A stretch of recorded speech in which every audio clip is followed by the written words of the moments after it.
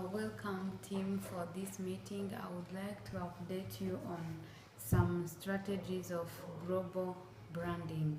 I'm going to start by explaining some terms that will help Acme to sell the sneakers in India, France and China.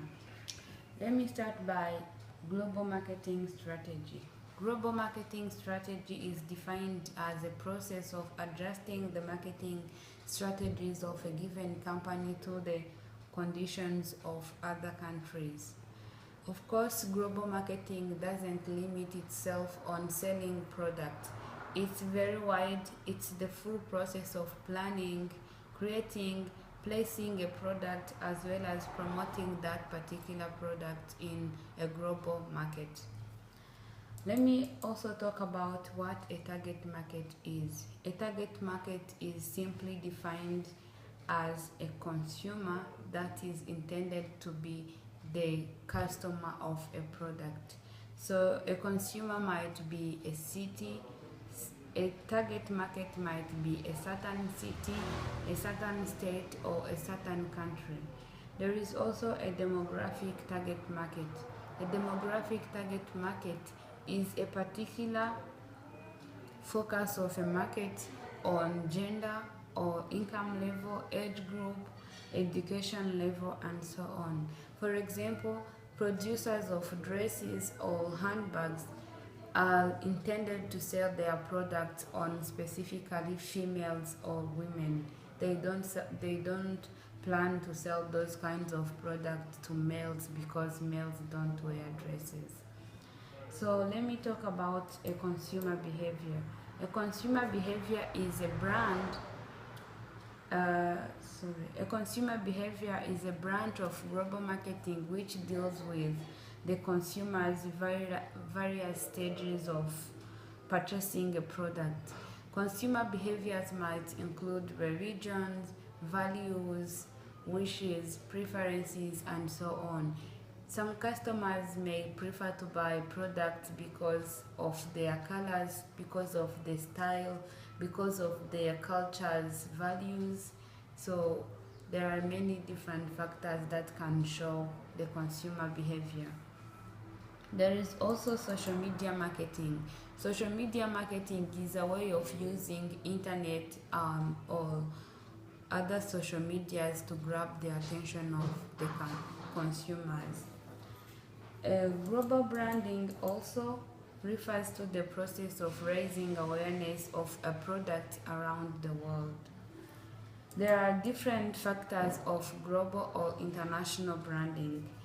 Some of the factors include the farm-based characteristics. The farm-based characteristics are the factors which are specifically related to a farm or a company that influence the brand.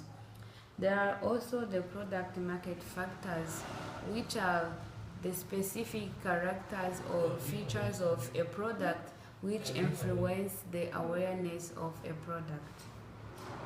There is also the market dynamics. The market dynamics include the economic climate or the consumer behaviors and so on. Let me now talk about the global brand structures. The global brand structures are different factors or different structures that influence the acknowledgement of a certain product globally. There is corporate dominant, which applies to companies with limited product or market diversity. Let's say, for example, if a company produces a single product and it's the one it sells locally and internationally, that's where we consider corporate dominant. Then when there is product dominant, this applies to companies which produce multiple products locally or internationally. So in this case, the brand depends on the specific product. The hybrid applies to companies that uses both corporate and product dominant structures. After you are now aware of these different terms, let me now take you to what are the benefits of global branding and what are the challenges or the risks related to global branding.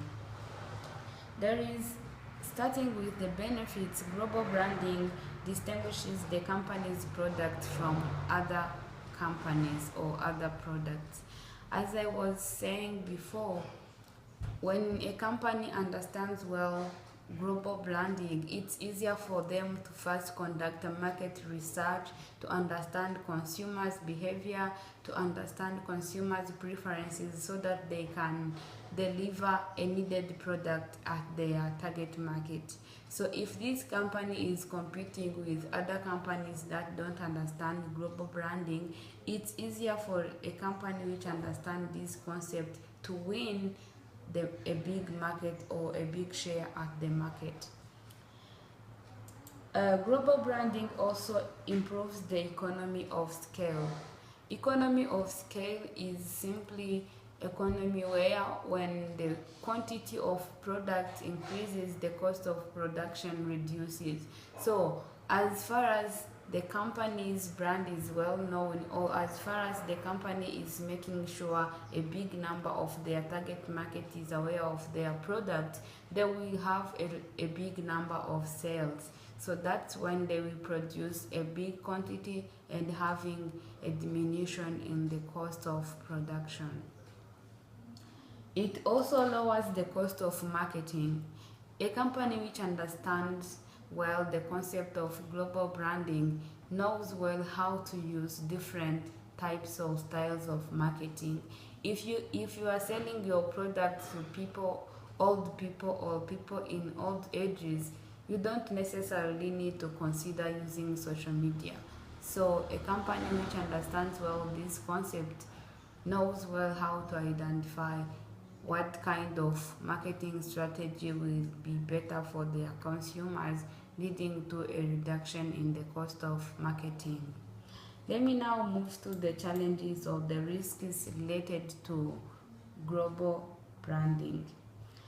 First of all, I have talked about consumer behavior. Consumer behavior is wide and is made by different types.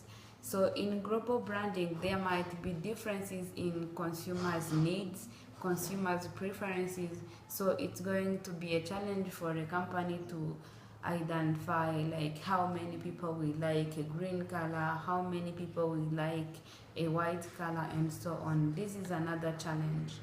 There is also a challenge of consumers' differences in understanding the marketing mix element. Some people may be well attracted by discounts in promotion, some others may be attracted by the placement of the product, some others may be attracted by adding like bonuses on a product. So the differences in the perception or understanding of this element of the marketing mix may also bring a risk to the global branding of a company. There are also differences in legal environment.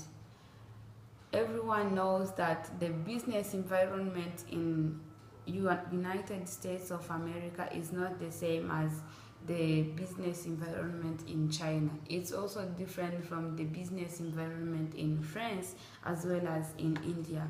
So using global branding might be a challenge because countries have different values, have different procedures to get licenses, to get placement of the industry, and so on.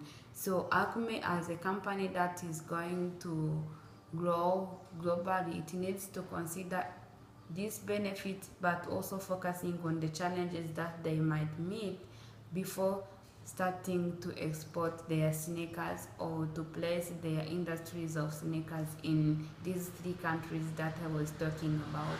I thank you for considering and listening to the updates in the meeting. I hope to see us succeeding in the international market. Thank you so much.